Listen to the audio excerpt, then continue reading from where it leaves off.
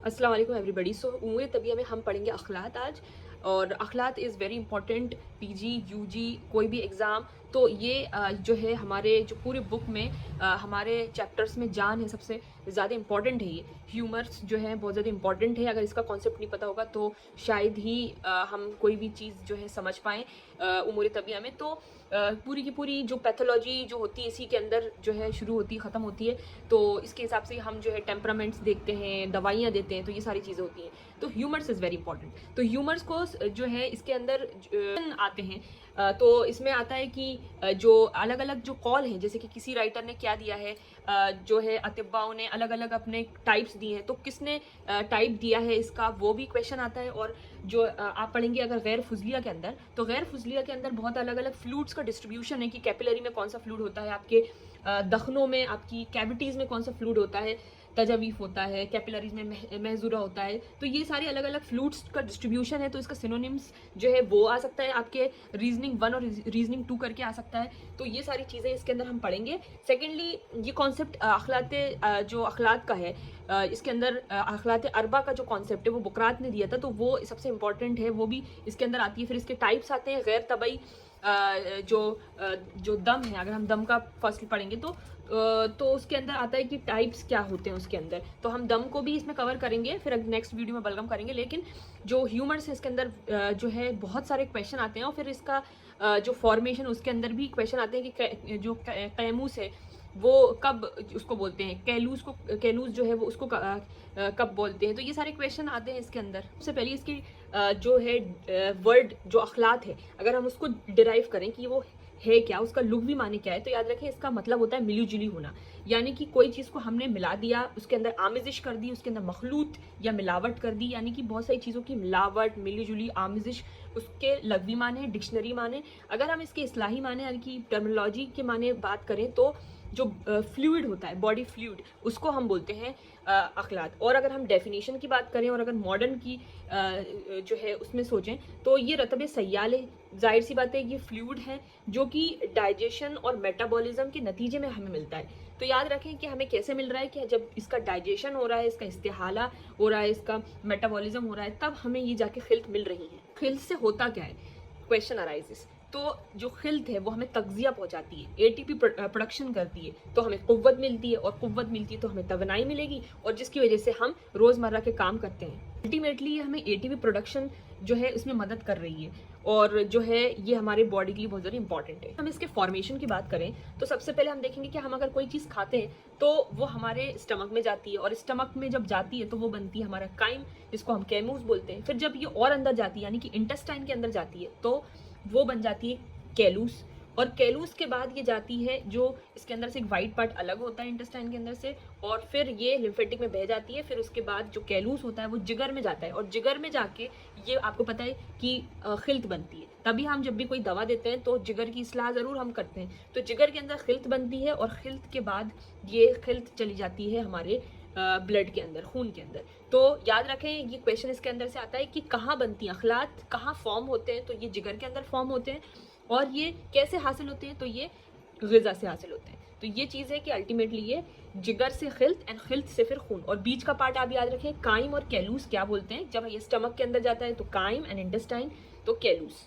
फिर हम बात करते हैं इसके टाइप्स की। तो याद रखें कि शेख और रईस और बुकरात, ये दो लोग हैं जो कि बहुत ज़्यादा कंट्रीब्यूट करते हैं हर चीज़ के अंदर, ह्यूमर्स के अंदर। तो जो बुकरात साहब हैं वो, उन्होंने जो है अखलात अरबा का कॉन्सेप्ट दिया था। आपको पता है 4 की चीज़ें ज़्यादातर वो देते हैं, जबकि शेख और रईस जो है उनका इसमें कंट्रीब्यूशन ये रहा है कि उन्होंने 2 अक़साम इसमें जो है क्लासीफाई करके बताया कि ये 2 टाइप्स के होते हैं, अखलात 2 टाइप्स के होते हैं। कैसे, एक तो महमूद और एक गैर महमूद। तो जो महमूद होता है, खिल्त साले भी बोलते हैं, और खिल्त है जिसमें तग़ज़िया और बदल मा यतहल्लल बनने की सलाहियत मौजूद हो। तो इसके अंदर क्या है कि तग़ज़िया, न्यूट्रिशन हमें मिले इसमें, और हमें जो चीज़ हमारी लॉस हो गई है उसको रिप्लेस करें। तो ये 2 चीज़ें उन्होंने बताई कि वो होती है महमूद, ठीक। और गैर महमूद यानी कि इसको खिल्त रद्दी भी बोलते हैं। वो खिल्त है जिसमें ये खुसूसियत ना पाई जाए जो खिल्त महमूद में पाई जाती है। तो यानी कि फर्स्ट का है जो तग़ज़िया दे रहा है, बदल मा यतहल्लल की सलाहियत इसके अंदर मौजूद है, तो इस गैर महमूद में मौजूद नहीं है। शेख और रईस ने सेकंड क्लासिफिकेशन भी दी। उन्होंने बोला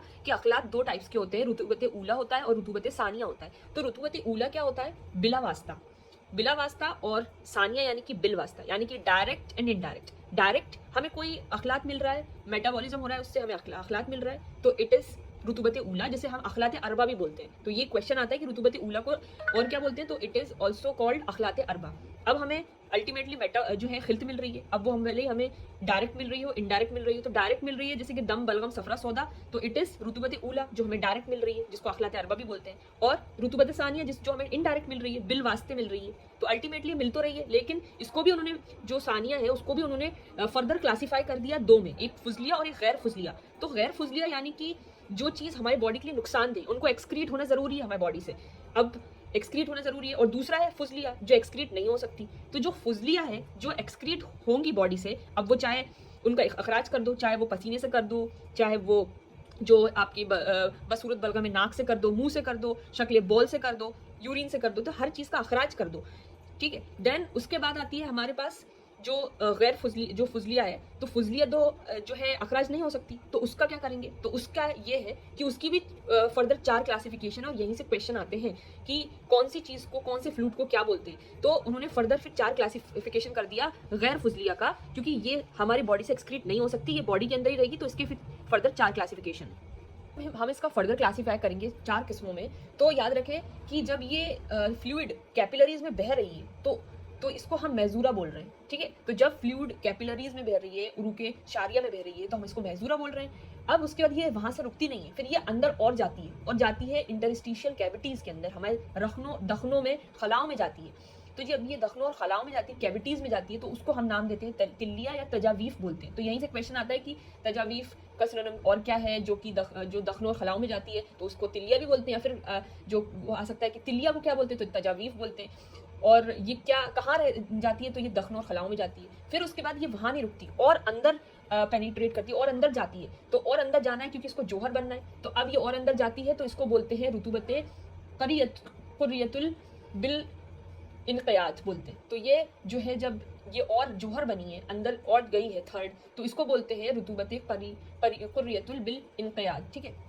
रुतुबत क़रियतुल अहद बिल इनक़ियाद बोलते हैं, ठीक है। तो पूरा नाम इसका थोड़ा सा याद रख लें, रुतुबत क़रियतुल अहद बिल इनक़ियाद इसको बोलते हैं, जो कि जोहर आज़ा में के साथ जो है वो बन जाती है।